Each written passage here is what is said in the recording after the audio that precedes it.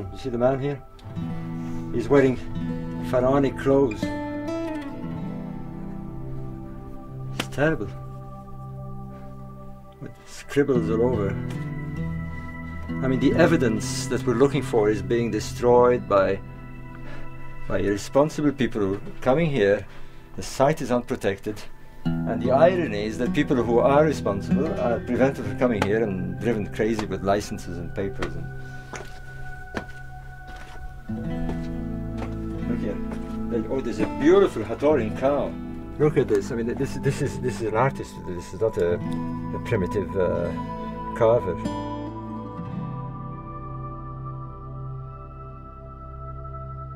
Pre-dynastic Egyptian belief systems originated with cattle cults linked to the Nile. A cow was seen as the mother of the sun. Cattle were deified and were considered earthly representatives of the gods. An enduring ideology with Hathor as the center figure. Images of bulls were shown with depictions of stars, and this dates to before pre-dynastic Egypt. Cattle pastoralists were in the Sahara several thousand years before pre-dynastic Egypt. Gilf Kabir, which means large plateau, is another large ceremonial center a further 600 kilometers west, near the borders of Libya, the Sudan, and Egypt. The Cave of the Swimmers, made famous by the movie The English Patient, is located here. Prehistoric rock art shows people and their cattle. Since Gilf Kabir is 600 kilometers away, it seems as though cattle cults were prevalent throughout North Africa in ancient times. Could this be another clue that the nomadic tribes were connected? Could they have influenced the ancient Egyptians? Arriving at the monastery, we can see it has never been accessible by road. Once occupied by Christians, it lies upon an ancient camel trail 40 days from its closest neighboring site.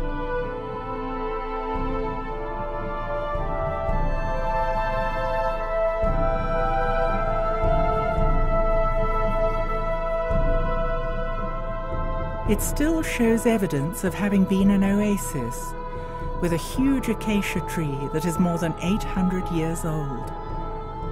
The team has a picnic on a carpet of yellow acacia flowers. This is a wonderful oasis. I mean, I'm really pleased. We tested the cars, everything is working fine. Yeah. You know, the drivers are fine. And it was a good idea to come and rest here. I needed the rest because after all these tents of waiting for the permits, everything is ready, the permits are ready. Yeah, but you must be to living now, this place, to go to the hotel and stay overnight. And we start tomorrow up early at 3 a.m. morning. I'm ready. Yes, I know you're ready, but you don't know. It's a hard way to arrive to Abu Simbel. Let's do it. Let's do it. We wait a long time. Let's do it. Let's have a good night's sleep.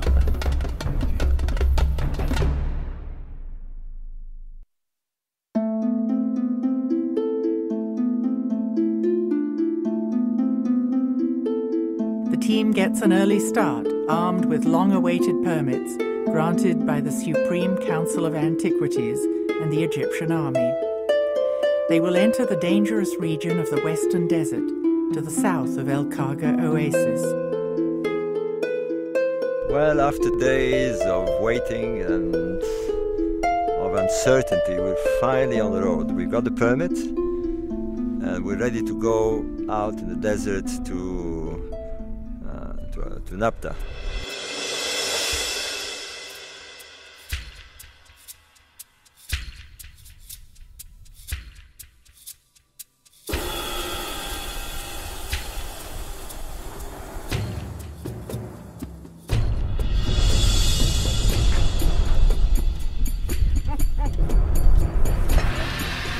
البتاع انت المفك الثانيه وليد يعني مصاريف زياده.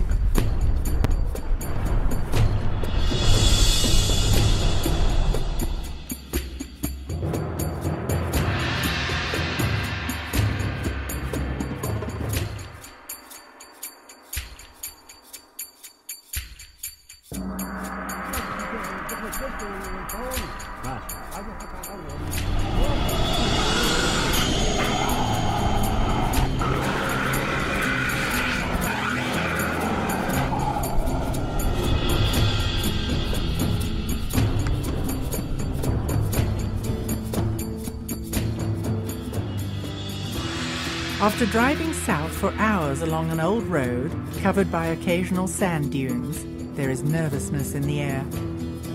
The team will be traveling blind in the open desert for the last part of the journey, relying solely on GPS equipment to locate the ancient site of Nabta Playa. Yeah, about But this is very good. This is going to tell us 3 kilometers. Right. I'm sure. Right.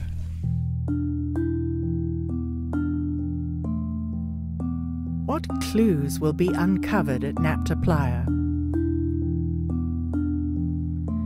How have these influences drifted across the African continent?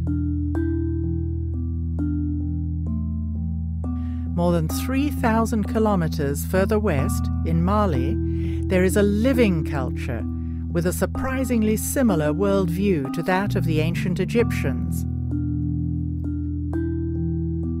The Dogon live in Mali, largely in isolation.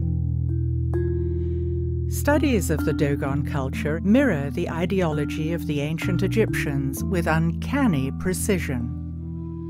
I realized through my Dogon studies that there were relationships between Dogon words and Egyptian words, and I noticed that Dogon drawings turned up as glyphs in those Egyptian words. Laird Scranton's radical reinterpretation of Egyptian hieroglyphs came directly from his studies of Dogon cosmological symbols. Their priests use cosmological drawings, symbols they have used for thousands of years.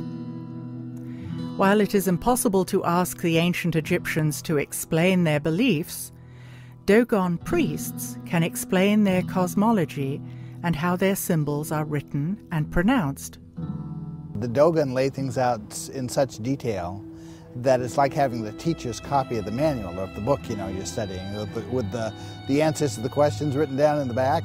You can go to a Dogon priest, or you can go to the anthropological studies that were taken in relation to the Dogon priests, and they flat out tell you what their symbol means and what they're, what they're trying to talk about.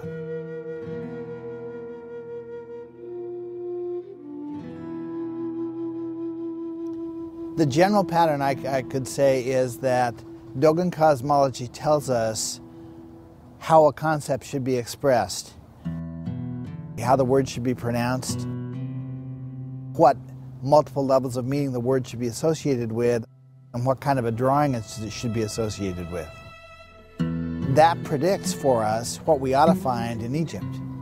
And so when I go to Egyptian studies, I look at the Egyptian Hieroglyphic Dictionary or go to a book about Egyptian cosmology, sure enough, I find the same word expressing the same meanings, written with the same drawing or the same drawn character, and I say I've got a match. How is it possible that the Dogon culture in present-day Mali is connected to the ancient Egyptians? What is the link? The Dogon seem to have come out of a class of priests who had very specialized knowledge and who, for one reason or another, were not happy with the way things were going in Egypt and deliberately left. I would say that sounds like it's true. I can't prove it's true, but it doesn't contradict anything I know.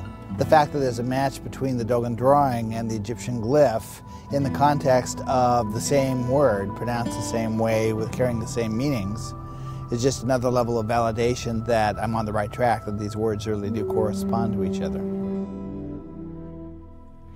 Using this new interpretation of hieroglyphic, what can we learn about the ancient Egyptian view of sacred cosmology?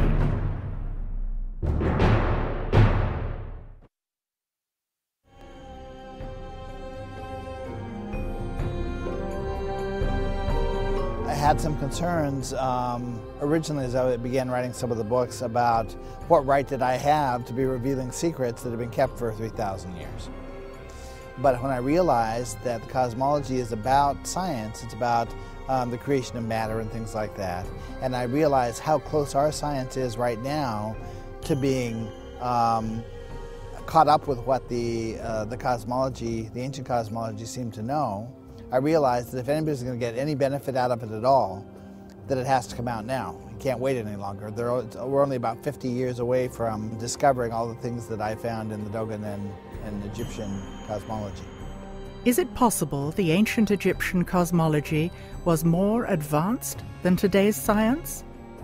I'd say there is information in the ancient cosmology that would be a benefit to the string theorists and to the modern cosmologists if they'd pay attention to it. I think the Dogon and the Egyptians explained to us how it is that a mere act of perception can cause the wave-like behavior of matter to turn into particles, which the scientists don't know. When you ask Stephen Hawking how many fundamental